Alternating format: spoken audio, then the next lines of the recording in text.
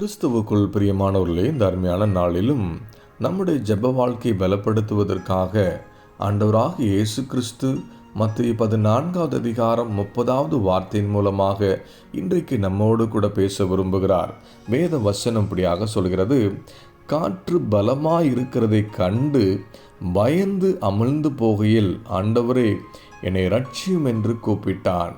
இந்த அருமையான விண்ணப்பமானது பேதுரு ஆண்டவராகிய இயேசு கிறிஸ்து கடலின் மேல் நடக்கிறதை கண்டு காற்றின் கடலையும் அமைதிப்படுத்தின அவர் வல்லமையை பார்த்து, சீசர்களை பார்த்து பயப்படாதீங்க, திடன் கொள்ளுங்கள் என்று சொல்லி திடப்படுத்தினதை எல்லாவற்றையும் அறிந்திருக்கிற பேதுரு தான் எல்லாவற்றையும் பார்த்து விசுவாசித்தவர்.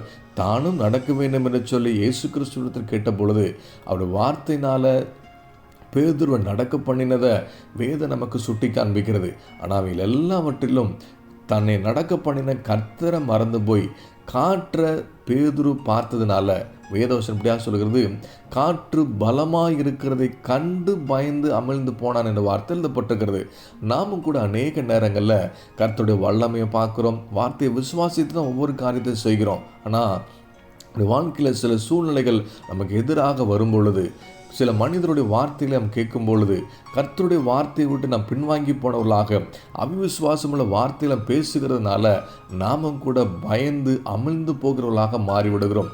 இன்றைக்கு அப்படிப்பட்ட இருதயத்தோடு ஜெபித்து கொண்டிருக்கிற நம்மளை பார்த்து ஆண்டவர் கைதூக்கி எழுப்பி நம்முடைய அவிவிசுவாசத்தை நீங்க பண்ணி விசுவாசத்தில் பலன் கொள்வதற்கு தான் இந்த வார்த்தை கொண்டு நம்மோடு கூட பேசி கொண்டிருக்கிறார். நாம் இவ்வளவு ஜெபித்தும் இந்த காரியத்தில் அற்புதத்தை பெற்றுக்கொள்ளாமல் இருப்பதற்கான காரணம் தெரியுமா? நம்ம சூழ்நிலைகளை பார்ப்பதனால. இவ்வளவு கண்ணீர் வடித்தும் நாம் எதிர்பார்க்குற நன்மைகளை, வாக்குத்தத்தங்களை நிறைவே காண முடியாமல் இவ்வளோ நாளாக காத்திருப்பதுக்கான காரணம் நம்முடைய எல்லா விதமான மனுஷிக வார்த்தைகளை கேட்பதனால, சூழ்நிலையை பார்த்து பயந்து நடுங்குவதனால தான் இந்த வாழ்க்கையில் இன்னும் நம்ம அமிழ்ந்து போய் கொண்டிருக்கிறோம்.